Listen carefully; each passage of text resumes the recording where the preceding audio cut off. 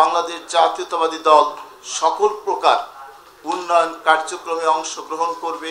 কোনো নেতা কর্মী, কোনো চাঁদাবাদী, সন্ত্রাসী, মস্তানি কোনো প্রকার কার্যক্রমে লিপ্ত থাকবে না। বাংলাদেশ জাতীয়তাবাদী দল শক্তিশালী দল হিসাবে গোপালগঞ্জে পুনর্বাসিত হবে। বাংলাদেশ জাতীয়তাবাদী দলের ক্ষমতার শেষ লগ্ন থেকে এই 2024 সালের 5ই আগস্টের পূর্ব পর্যন্ত আমরা গোপালগঞ্জ জেলায় বিএনপির রাজনীতি।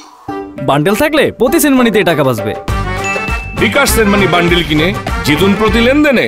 সঠিকভাবে কার্যক্রম পরিচালনা করতে পারেনি। 2006 সাল থেকে 2008 সাল পর্যন্ত এবং 2008 সালের নির্বাচনের পর থেকে 5ই আগস্ট 2024 পর্যন্ত যে ফ্যাসিস্ট সরকার ছিল, সেই ফ্যাসিস্ট আওয়ামী সরকার গোপালগঞ্জে বাংলাদেশ জাতীয়তাবাদী দলকে রাজনৈতিক কার্যক্রম চালাতে দেয়নি বললেই চলবে। এরপরে যখন 2024 সালে বাংলাদেশ জাতীয়তাবাদী দল সহ ছাত্র জনতার গণ অভ্যুত্থানে ফ্যাসিস্ট সরকারের পতন হয়, সে ফ্যাসিস্ট সরকারের পতনের পর থেকে বাংলাদেশ জাতীয়তাবাদী দল গোপালগঞ্জ জেলার আহ্বায়ক কমিটি সহ সকল অঙ্গ সংগঠন স্বাধীন এবং গণতান্ত্রিকভাবে রাজনৈতিক কার্যক্রম পরিচালনা করে আসছে।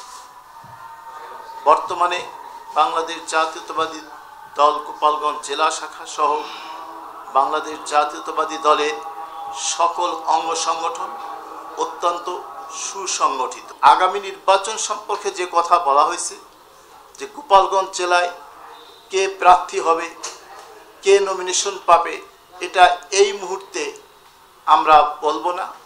কারণ আমরা যারা দল করি, প্রতিটি দলে একটা আসনে একাধিক প্রার্থীর মনোনয়ন যাবে। কেন্দ্র যাকে মনোনয়ন দেবে ধানের শীষে, আমরা নেতা কর্মীরা সেই আসনে আমরা যৌথভাবে কোনো ভেদাভেদ না রেখে ধানের শীষের প্রতীককে বিজয় করার জন্য আমরা সকল নেতাকর্মী একযোগে যৌথভাবে কাজকর্ম চালাবো, এটাই আমার বিশ্বাস। তাই আগামীতে বাংলাদেশ জাতীয়তাবাদী দল অত্যন্ত শক্তিশালী দল হিসাবে গোপালগঞ্জে পুনর্বাসিত হবে এবং গোপালগঞ্জের রাজনীতিতে বাংলাদেশ জাতীয়তাবাদী দল সকল প্রকার উন্নয়ন কার্যক্রমে অংশগ্রহণ করবে এবং আগামীতে বাংলাদেশ জাতীয়তাবাদী দলের কোনো নেতা কর্মী, কোনো চাঁদাবাদী, সন্ত্রাসী, মস্তানি কোনো প্রকার কার্যক্রমে লিপ্ত থাকবে না, কোনো প্রকার টেন্ডারবাজিতেও লিপ্ত থাকবে না। বাংলাদেশ জাতীয়তাবাদী দল গোপালগঞ্জ জেলার 5টি উপজেলার সহ 4টি পৌরসভার সকল ইউনিটের কার্যক্রম আনুষ্ঠানিকভাবে গঠিত হয়েছে এবং বাংলাদেশ জাতীয়তাবাদী দল গোপালগঞ্জ জেলার প্রতিটি ওয়ার্ডের সংগঠন আমরা গঠন করতে সক্ষম হয়েছি। কেন্দ্রের নির্দেশিত মতে 5/7/2025 তারিখ গোপালগঞ্জ জেলা বিএনপির কাউন্সিল অনুষ্ঠিত হওয়ার কথা ছিল।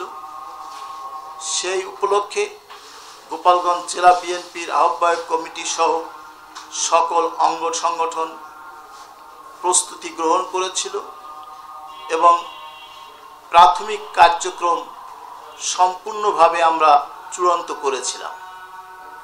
ইতিমধ্যে বিভিন্ন বৈরী আবহাওয়া এবং আমাদের কেন্দ্রের নির্দেশে আমাদের 5/7/2025 তারিখের কাউন্সিল অনির্বাচ্য কারণবশত সাময়িক স্থগিত হয়।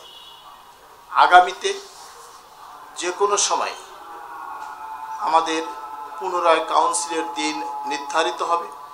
সেই কাউন্সিলের জন্য আমরা গোপালগঞ্জ জেলা আহ্বায়ক কমিটির সকল নেতৃবৃন্দ এবং সকল অঙ্গ সংগঠন যুগপতভাবে যৌথভাবে আমরা প্রস্তুতি গ্রহণ করছি। ইনশাআল্লাহ আগামীতে যখনই কাউন্সিলের তারিখ নির্ধারিত হবে আমরা শান্তিপূর্ণভাবে কাউন্সিল অনুষ্ঠিত করতে পারব বলে আমার বিশ্বাস।